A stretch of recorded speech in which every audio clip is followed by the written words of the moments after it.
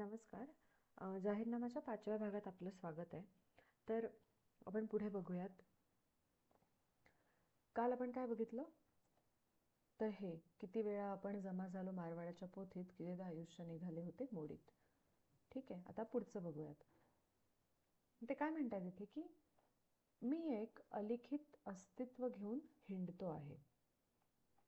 ठीक आहे. आता हे ना व्यक्तिगत अस्तित्वाचा जो शोध आहे त्यांचा, किंवा परंपरेच्या अडचणी आणि आध्यात्मिक उंचीच्या दिशेने जात असलेल्या प्रवासाचं वर्णन आहे. मी तुम्हाला एक एक ओळ समजावून सांगते. मी एक अलिखित अस्तित्व घेऊन हिंडतो आहे. तर ह्याच्यामध्ये त्यांचं असं म्हणणं आहे की ते म्हणतायत की त्यांचे अस्तित्व कोणत्याही लिहिल्या कागदावर, मान्यता पत्रावर किंवा परंपरेच्या बंधनात नाहीये. वरती ते म्हणतात ना जेव्हा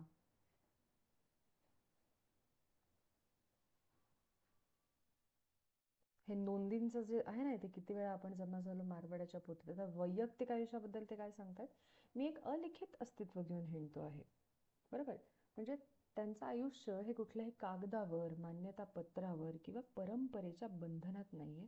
तर ते एक अलिखित, अपारंपरिक आणि स्वतंत्र अस्तित्व घेऊन जीवनाच्या मार्गावरती चालतायत. ठीक आहे. ह्याच्यातनं काय म्हणणं आहे त्यांचं की ते एक अलिखित,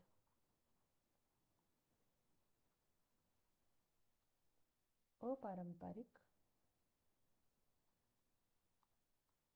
स्वतंत्र अस्तित्व घेऊन जीवनाच्या मार्गावर चालतायत.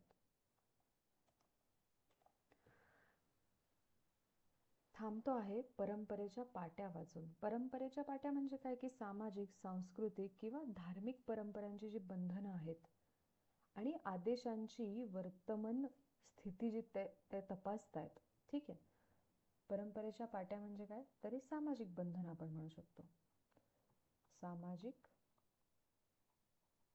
सांस्कृतिक, धार्मिक बंधनं.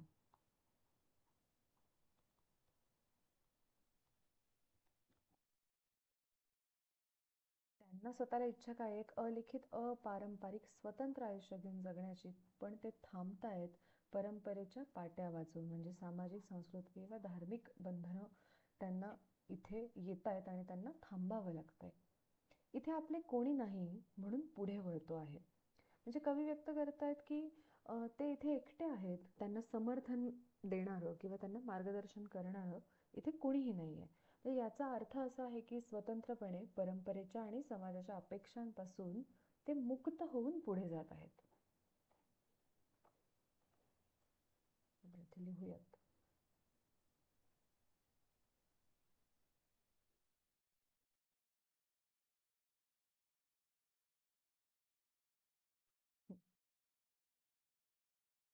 इथे आपलं कोणी नाही म्हणून पुढे वळतो आहे.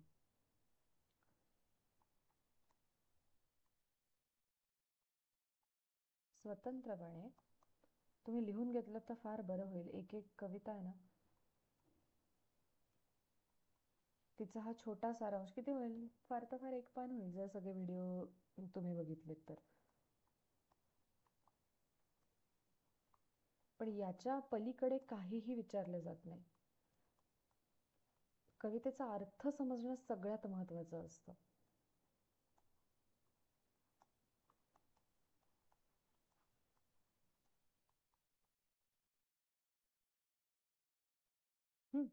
स्वतंत्रपणे परंपरेच्या, समाजाच्या अपेक्षांपासून मुक्त होऊन ते पुढे जात आहेत. एक दिवा पेटवून दुसऱ्या दिव्याकडे. म्हणजे काय की आता बघा, आत्तापर्यंत कसं त्यांचं काय चाललंय, जीवनाचा संघर्ष सुरू आहे. वरती काय होतं की सगळा समाज हा एकत्ररित्या हा संघर्ष करतोय, नव्या युगाची वाट बघतोय. बरोबर. जे पहिली कविता होती, जे तो जन्मला आणि एक तेजपुंज तारा स्थिरावला गवळी वाड्यावर. तसं त्यांनी असं म्हणलंय की लोकांमध्ये सुद्धा ही चर्चा सुरू आहे की कशा पद्धतीचा बदल होतोय. ठीक आहे. मग आता इथे त्यांचं काय म्हणणं आहे? आता बघा, इतका सगळा संघर्ष करून आता ते कुठे गेले? तर ते अध्यात्माकडे वळतायत. तर एक दिवा पेटवून दुसऱ्या दिव्याकडे म्हणजे आध्यात्मिक उन्नतीचे हे प्रतीक असं आपण म्हणू शकतो.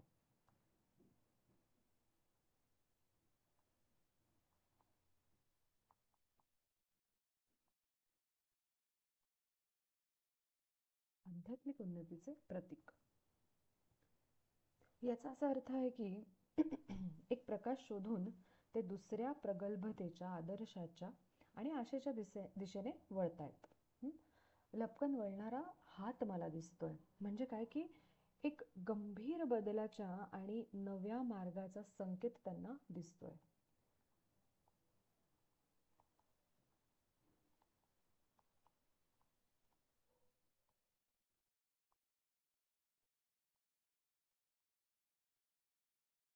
जसं मी ना एक उदाहरण तुम्हाला सांगते. 1991 ला काय झालं होतं? मनमोहन सिंगांनी काय आणलं होतं? LPG, बरोबर. आता तुम्ही या ओळीचा अर्थ, गंभीर बदलाचा व नव्या मार्गाचा संकेत. जेव्हा हे लागू केलं तेव्हा लक्षात आलं की आता इकॉनॉमी ओपन होते आपली भारताची. म्हणजे हा जो बदल आहे हा आपल्याला स्पष्टपणे दिसणारा बदल आहे.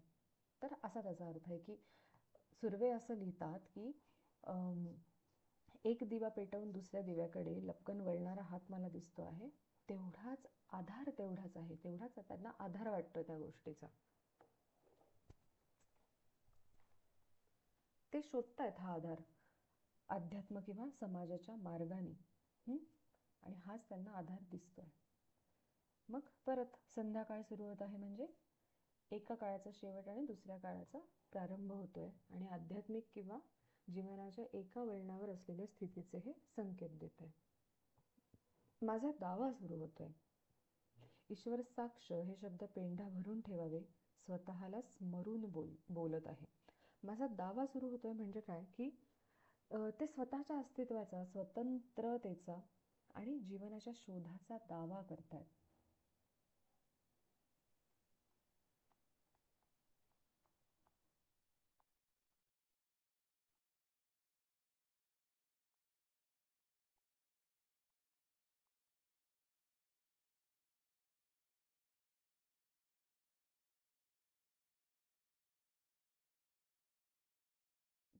शोधाचा दावा करतात.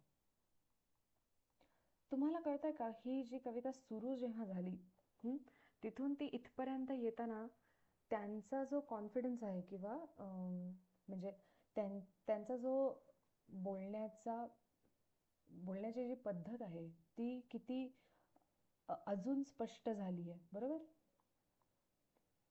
ह्याला ना फ्लो म्हणतात कवितेचा.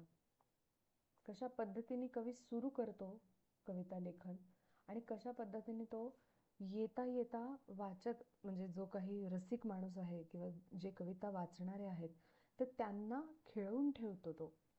अशा पद्धतीचं हे लिखाण आहे.